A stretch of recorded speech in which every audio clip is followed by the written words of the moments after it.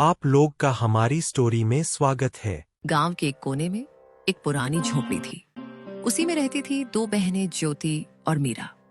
माँ बाप कुछ साल पहले आई महामारी में गुजर गए थे। उनके जाने के बाद दोनों बहनें खुद ही एक दूसरे की सहारा थे। एक दिन अपने ही धुन में झूलती हुई मीरा मंदिर से लौट रही थी।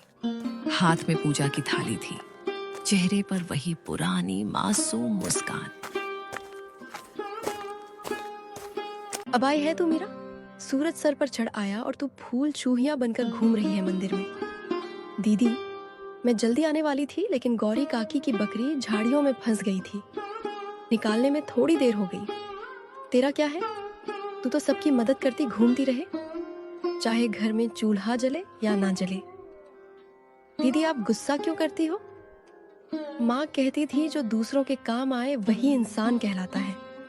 माँ अब नहीं है मीरा, और उनके कहे बातों की अब इस दुनिया में कोई मूल्य नहीं रही।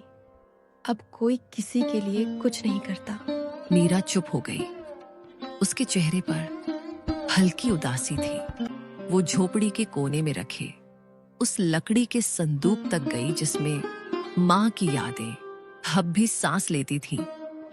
संदूक से निकाला हुआ एक साड़ी मीरा छू के अपनी दीदी से बोली, दीदी, जब यह साड़ी माँ पहनती थी ना, तब हमें देखकर मुस्कुराती थी।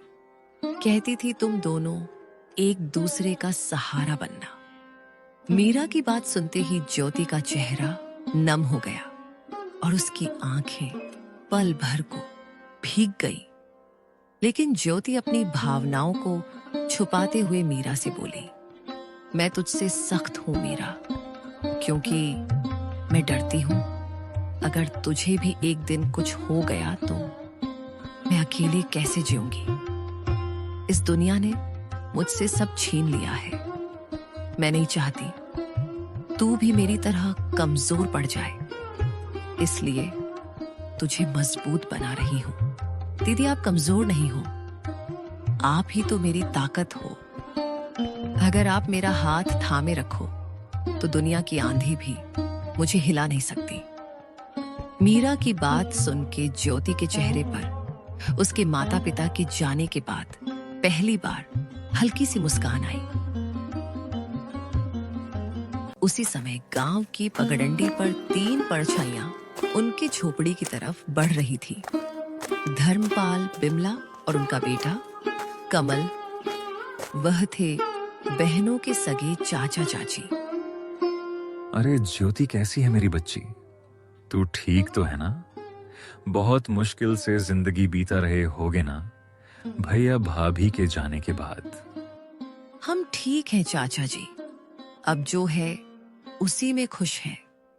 खुश झोपड़ी में तुम्हारे हिस्से की जमीन को हमारे नाम कर देती तो हम तुम दोनों को अपने यहाँ रहने देते। तुम दोनों बहुत खुश रहती हमारे साथ। हाँ मां, तुम सही कह रही हो। इनका घर भी पुराना हो चुका है और अब ये जमीन भी यूं ही पड़ी है, बर्बाद हो रही है। यह सब सुन के ज्योति की आंखों में आग सी चमक उठी। हमें किसी की जरूरत नहीं। बाबूजी की जमीन हमारी माँ और बाबूजी की आखिरी निशानी है। उसे हम यूं ही नहीं छोड़ेंगे। अरे बेटी, तुम्हारी जो खेतों की जमीन है वह भी तो बंजर ही पड़ी हुई है ना। और वैसे भी दुनिया समझदारी से चलती है और औरतें खेत नहीं जोतती। देख लेना, एक दिन रोती हुई आओगी हमारे पास, तब समझ आएगा कि रिश्तेदारों से मुंह नहीं मोड़ा करते। ज्योति को यह सब सुनाकर तीनों वहां से निकल गए। लेकिन मीरा यह सब घर के अंदर से सुन रही थी। यह सुन के उसका चेहरा उतर गया। दीदी, क्या सच में हम अकेले पड़ जाएंगे? वो लोग हमारी जमीन लेना चाहते हैं ना? हाँ मीरा, पर जब तक मैं जिंदा हूं कोई हमारी जमीन छू भी नहीं सकता। तुझे कुछ नहीं होने दूंगी।